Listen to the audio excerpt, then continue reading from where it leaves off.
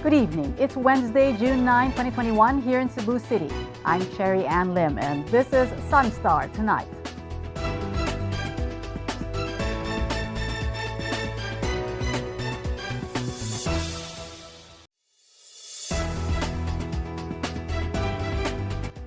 The Cebu City government is considering extending assistance to Cebu City residents affected by the diversion of international flights to the Ninoy Aquino International Airport. Meanwhile, Cebu Governor Gwendolyn Garcia's swab test upon arrival policy that prompted the diversion is gaining support. Chari Coronel reports. Cebu City Acting Mayor Michael Rama said the city is eyeing to give assistance to Cebu City residents who are affected by the diversion of Cebu-bound international flights to Ninoy Aquino International Airport. Malacanang has extended the rerouting of flights bound for Mactan Cebu International Airport to NAIA until June 12. Rama said he will ask City Councilor Joel Garganera and City Administrator Floro Casas Jr. to handle the matter.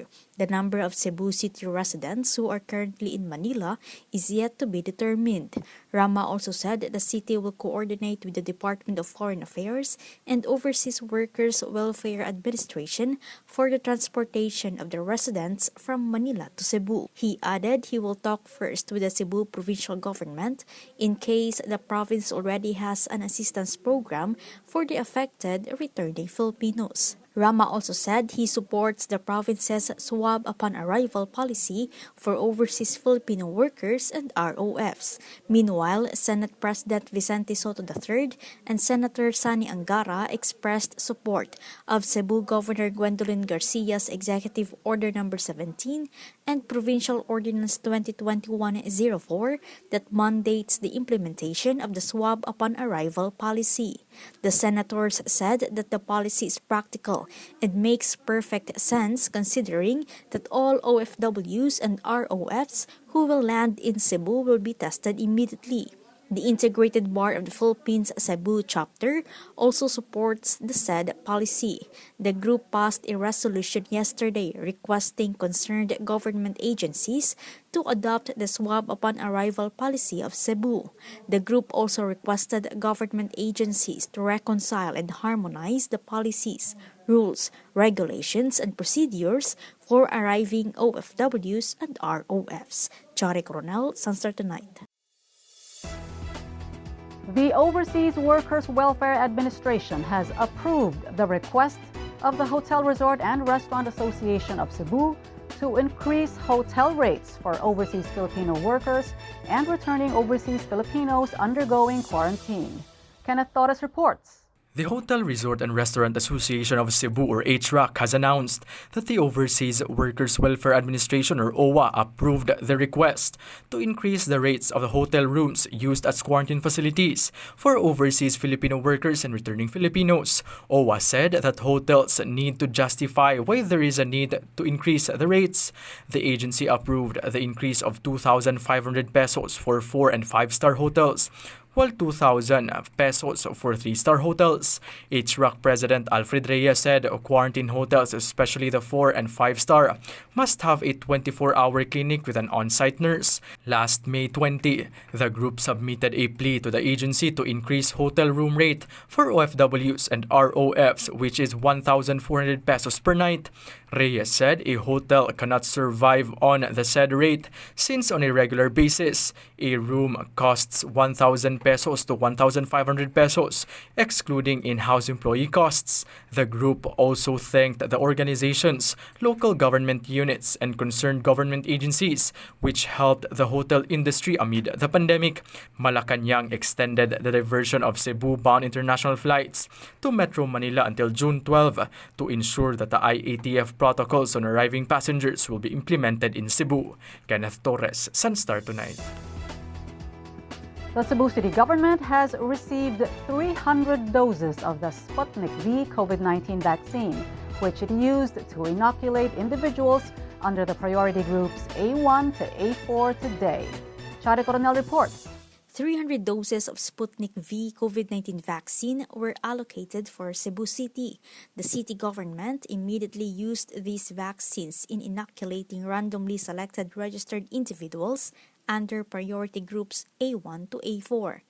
During a press conference today, City Health Department Officer in Charge, Dr. Jeffrey Ibones said, Russia assured that more Sputnik V doses are coming. Unya, ang nakanindot lang po Sputnik, kay single lang iyang pag-inject, dili pareha sa Pfizer nga multiple dose, 6 kataw.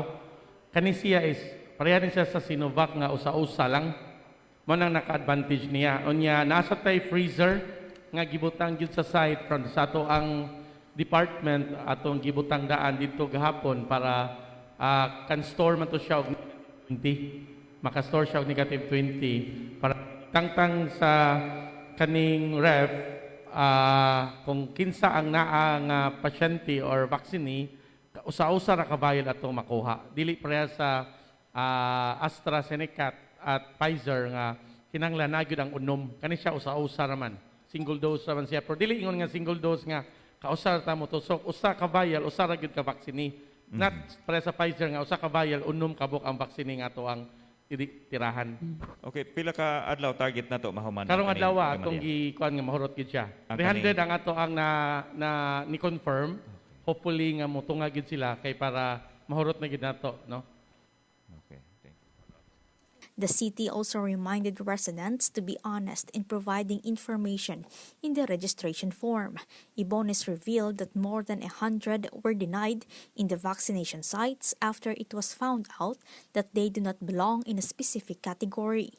The city currently accommodates those under priority groups A1 to A3 since the vaccine supply came from COVAX facility. Meanwhile, the Mandaue City government has opened another vaccination site at J Center Mall. The city now has 4 vaccination sites. Other sites are located at Pacific Mall, Mandaue City Cultural and Sports Complex, and the University of Cebu Lapu-Lapu Mandaue Campus. Chari Coronel, SunStar Tonight.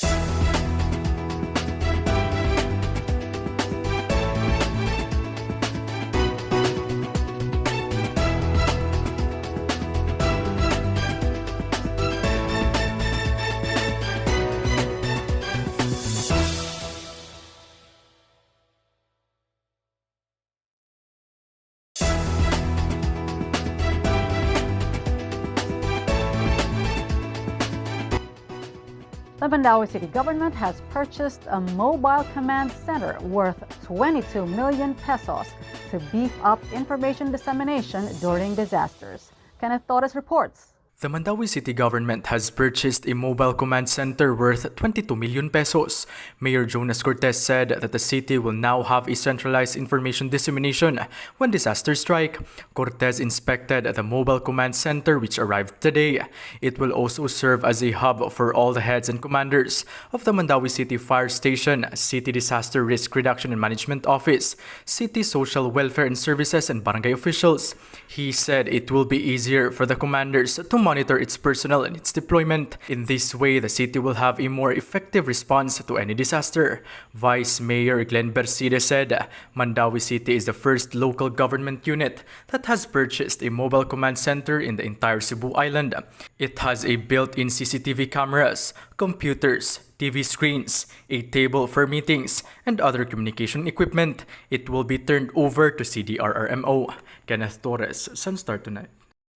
To get the latest, visit www.sunstar.com.ph. Follow us on our YouTube channel and official social media accounts on Twitter and Facebook. I'm Cherry Ann Lim. Thanks for watching SunStar Tonight. See you again tomorrow. Good night.